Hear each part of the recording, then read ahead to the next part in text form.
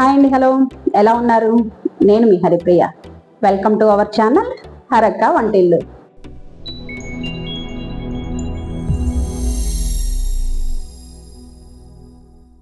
నాలుగవ రోజు ఆదివారం అండి. అమ్మవారు మనకి శ్రీ లలితా త్రిపుర సుందరి దేవిగా దర్శనమిస్తారు.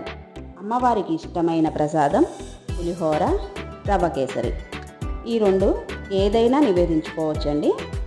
ముందుగా దీనికి కావాల్సిన పదార్థాలు చూద్దాం రండి. నేను 1 కప్పు బొంబాయి రవ్వ తీసుకున్నానండి. మనం ఏ కప్పుతో అయితే రవ్వ తీసుకుంటామో దానికి 1.5 కప్పు పంచదార అండి, కొద్దిగా జీడిపప్పు, కొద్దిగా కిస్మిస్, నెయ్యి కొంచెం ఎక్కువే పడుతుందండి, మీ ఇష్టం. 1 కప్పు పడుతుంది, నేను 1/2 కప్పు తీసుకున్నాను. ఫుడ్ కలర్ అండి, ఇలాచీ పౌడరు. మీరు ఏ కప్పుతో బొంబాయి రవ్వ తీసుకుంటారో దానికి 3 నీళ్ళండి, 3 కప్పులు నీళ్లు పడతాయి అన్నమాట. ఇప్పుడు ఎలా తయారు చేసుకుందామో చూద్దాం రండి. ముందుగా స్టవ్ వెలిగించుకుందామండి. స్టవ్ వెలిగించుకొని ఈ బాండీలో నెయ్యి వేసుకుందామండి. 1/2 కప్పు నెయ్యి వేసుకుందాము. దీంట్లో ఇప్పుడు జీడిపప్పు, కిస్మిస్ వేయించుకుందామండి. ఇవి వేసి దీంతో పాటు రవ్వ కూడా దీంతో పాటే వేయించేసుకుందాం. ఇది చక్కగా ఎర్రగా వేగేలాగా వేయించుకుందామండి. ఈ రవ్వ వేగేలోపు పక్క స్టవ్ మీద ఇందాక 1 కప్పుకి 3 కప్పులు నీళ్ళు అని చెప్పాను కదండి, ఆ నీళ్లు కొద్దిగా కాగపెట్టుకున్నాము.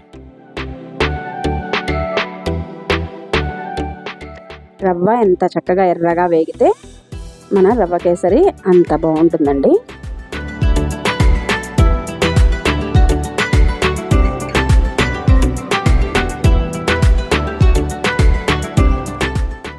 నీళ్లు కాగినాయండి, స్టవ్ ఆఫ్ చేసుకుందాము.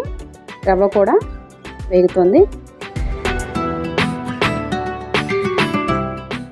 రవ్వ చక్కగా వేగిందండి ఎర్రగా. ఇప్పుడు దీంట్లో మనం కాగపెట్టుకున్నాం కదా వాటరు, ఆ నీళ్లు పోసేసుకొని తిప్పుకుందాం. మనం చన్నీళ్ళు పోసుకుంటే ఏంటంటే రవ్వ అనేది గడ్డగట్టుకుపోతుందండి. చక్కగా కొంచెం కాగపెట్టుకొని కలుపుతూ పోసుకున్నామంటే కనుక ఆ రవ్వ ఏంటంటే విడివిడిగా ఉంటుంది, అతుక్కోకుండా ఉంటుంది అన్నమాట. ఇప్పుడు ఒకసారి తిప్పుకుందాం అంతా.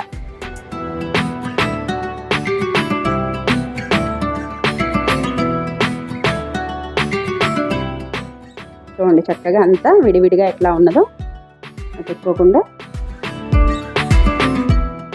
ఇప్పుడు రవ్వ బాగా ఉడికి చాలా టేస్టీగా ఉంటుందండి.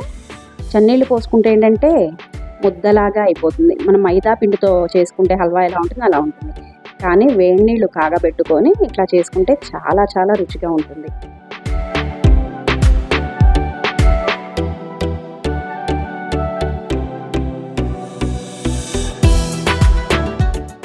ఇప్పుడు దీంట్లో కొద్దిగా ఇలాచీ పౌడర్ వేసుకొని మనం 1.5 కప్పు పంచదార అనుకున్నాం కదండి, ఆ పంచదార కూడా వేసేసుకొని తిప్పేసుకుందాం ఒక్కసారి.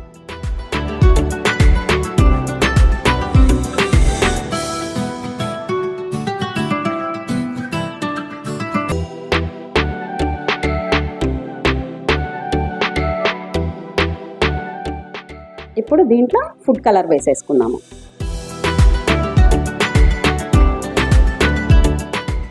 మీరు ఏ కలర్ అయినా వాడుకోవచ్చండి. దీంట్లో ఎల్లో కలర్ కానీ ఏదైనా, నేను మిఠాయి రంగు వాడండి. ఉండ కట్టకుండా చక్కగా 2 నిమిషాలు తిప్పుతూ ఉండాలండి. చూడండి గడ్డ కట్టకుండా, ఎక్కడ అంటుకోకుండా రవ్వగా ఎంత బాగా వస్తుందో. మనం చన్నీళ్ళు పోసినా కానీ లేదా రవ్వ వేయించుకోకుండా చేసినా కానీ టేస్ట్ అస్సలు బాగుండదండి.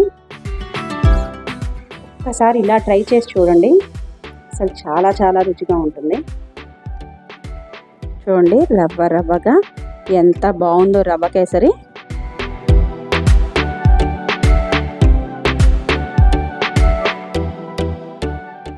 అయిపోయిందండి, దగ్గర పడిపోయింది. ఇప్పుడు స్టవ్ ఆఫ్ చేసుకొని దీన్ని ఒక బౌల్లోకి తీసుకుందాం.